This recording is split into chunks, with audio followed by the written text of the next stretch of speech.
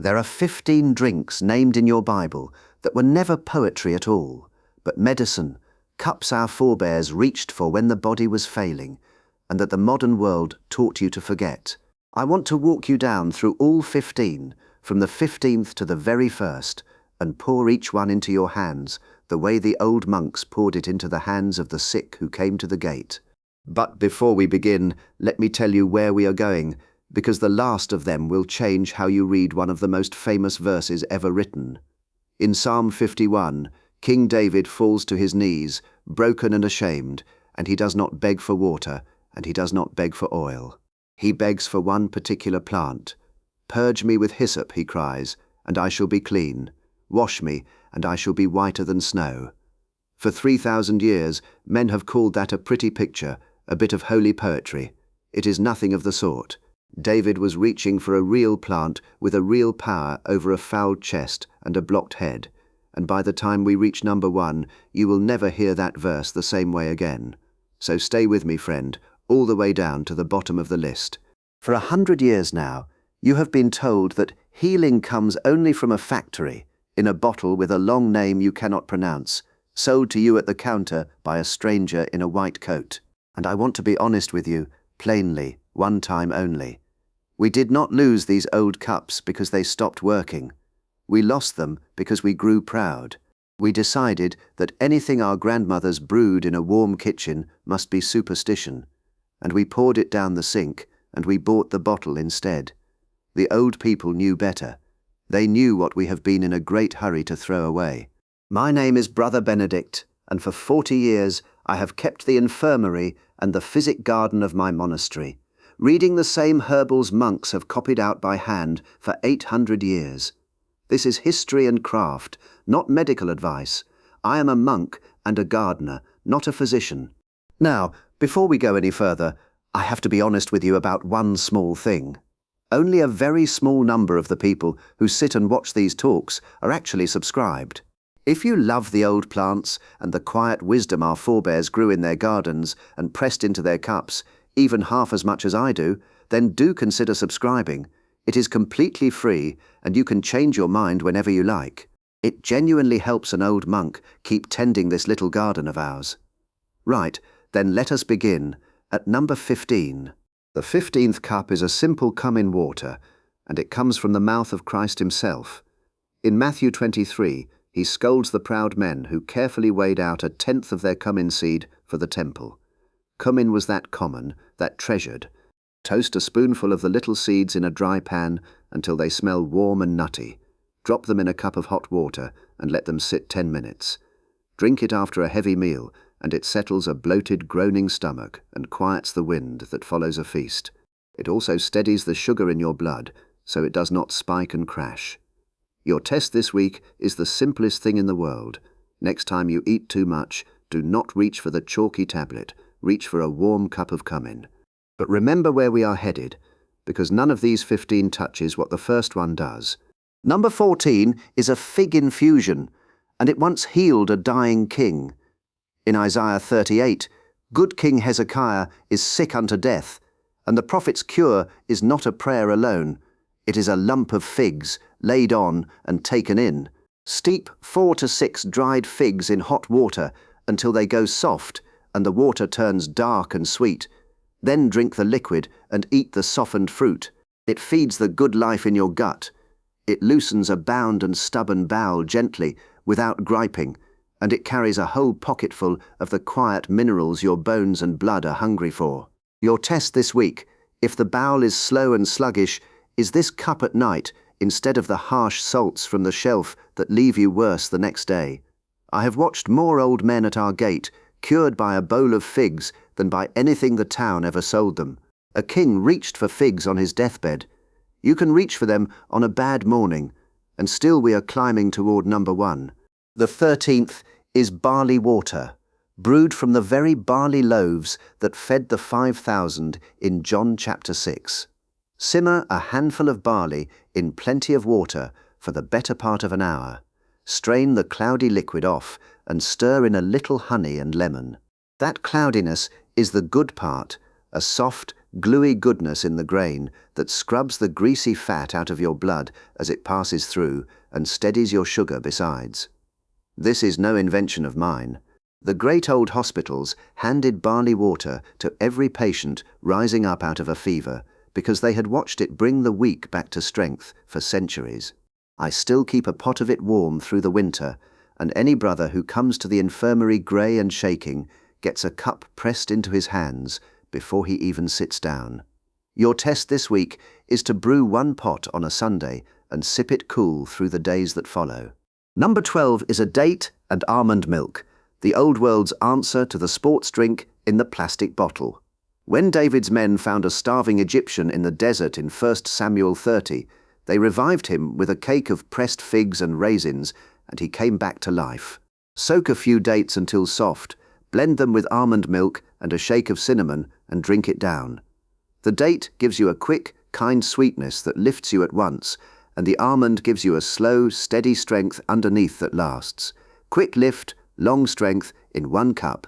Whatever you do, do not buy the neon drink off the shelf when this grew wild in the desert. The 11th cup is a sharp one, a little vinegar in water, what the Romans called posca. This is the vinegar lifted up to Christ on a sponge at the cross in Matthew 27. Friend, that was not cruelty.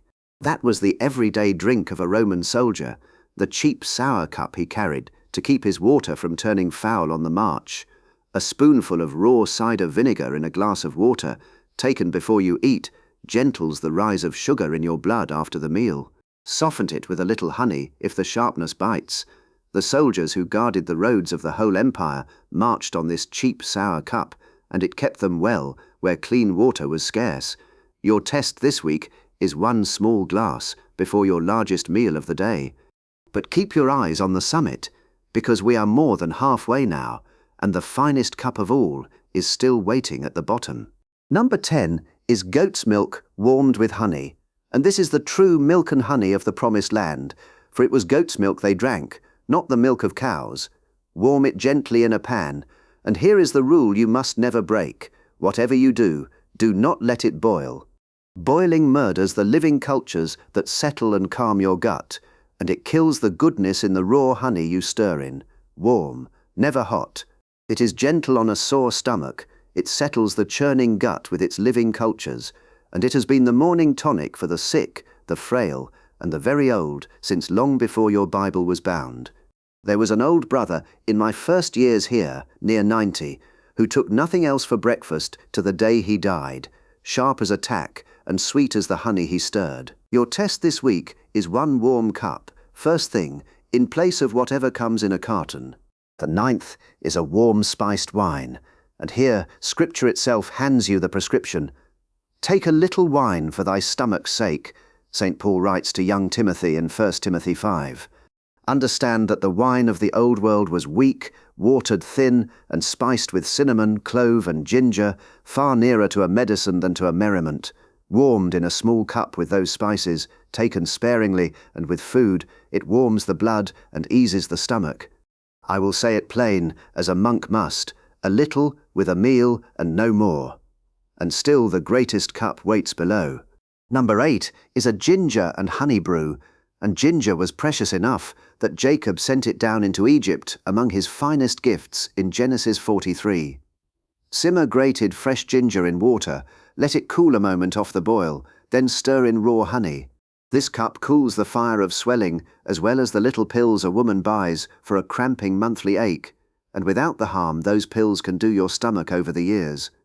It quiets a sick, churning belly, and it meets a coming cold right at the door and turns it back. Whatever you do, do not stir the honey in while the water still steams. You will scald the good clean out of it. Your test this week, at the very first tickle in your throat, this cup, not the sweet syrup from the counter that only masks the trouble.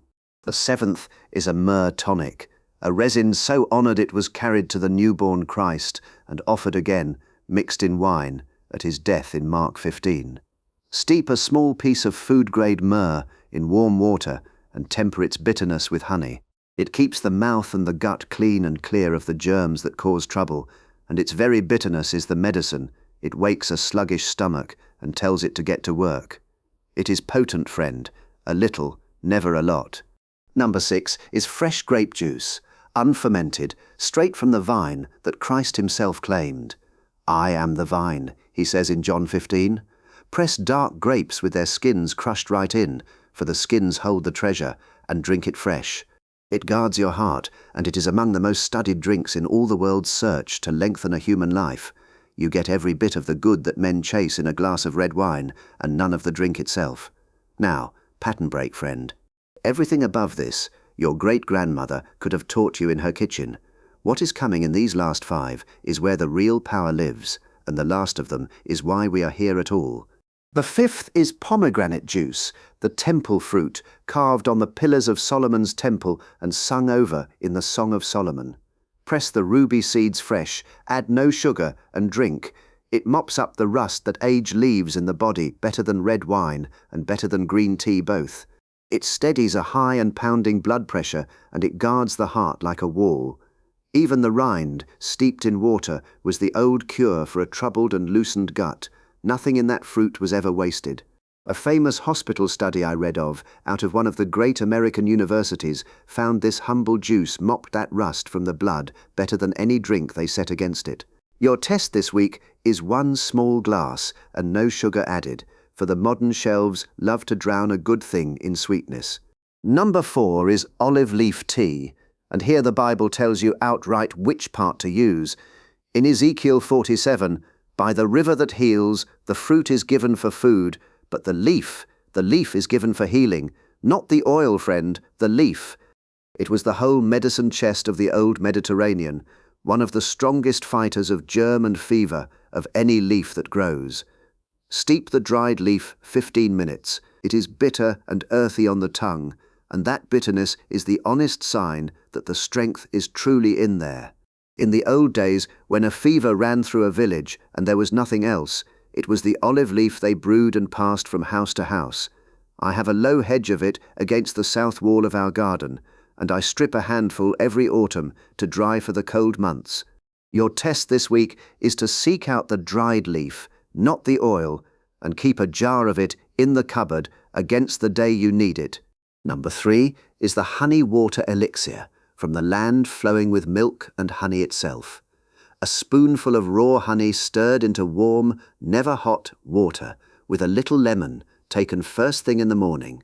It kills germs that even the newest factory drugs struggle to beat. It soothes a raw and burning throat, and it lifts you gently without the crash that plain sugar gives. And here is a thing to make you sit up. When the diggers opened the tombs of the Egyptian kings, 3,000 years sealed in the dark, they found jars of honey still perfectly good, still sweet, still fit to eat. 3,000 years, nothing else on this earth keeps like that. Whatever you do not boil that honey. You kill the very medicine in it. Number 2 is frankincense water, the gift the wise men judged fit for a king in Matthew 2. It was never only incense to be burned. Drop a pea-sized piece of the food-grade resin into cold water and let it steep overnight, then drink it in the morning. It makes one of the strongest coolers of swelling the old world ever knew, as good for a stiff, aching, grinding joint as the little pills from the chemist, and without the slow harm they do you, a gift for a king, and a mercy for your worn-out knees. Whatever you do not buy the perfume resin sold to be burned. You want the clean, food-grade kind, and nothing else near your cup. Your test this week is a single overnight steep and a slow morning to see how the stiff joints answer it. And now we come to it. Number 1. The hyssop cleansing drink, the very plant King David cried out for on his knees, and the plant they lifted to Christ's lips on a branch at the cross in John 19. Take a spoonful of dried hyssop, steep it in cold water for a full 8 hours, warm it very gently, and finish it with honey and lemon. Drink a cup morning and night for a week when illness comes, or when the seasons turn and sickness is in the air. For its oils are among the most powerful cleansers of the chest and fighters of germs ever measured by anyone. It breaks up the thick phlegm knotted in a fouled chest and blocked head, and it lifts it clean out of you. Now hear the verse again. David did not beg for water when he pleaded to be made clean. He did not beg for oil. He reached for hyssop, the one plant that could very nearly scour him clean, inside and out, breath and body both. Whiter than snow was not poetry, friend. It was a prescription, and now you know it. So who taught you to forget all 15 of these cups? I will tell you, and I will be fair about it. It was the factory drink aisle and the pill counter of the last century, the protein powders, the sports drinks, the sweet cough syrups, all sold back to you at a fine price. And here is the plain truth of why. No man alive can own a fig, or a vine, or a patch of hyssop by the wall. There was no fortune to be made in teaching you to grow your own cup, and every fortune to be made in selling you the bottle. That was no wicked plot, friend. It was only money. A company cannot own a weed, so it had no earthly reason to remind you that the weed heals you, and your forgetting is not on you. You were sold to, you were not stupid, you were simply never told. I am an old man in a stone room, and I have watched 40 years of the sick come to our gate. And what I have come to believe is this: to know these cups is to be a person who cannot be so easily frightened and cannot be so easily sold to.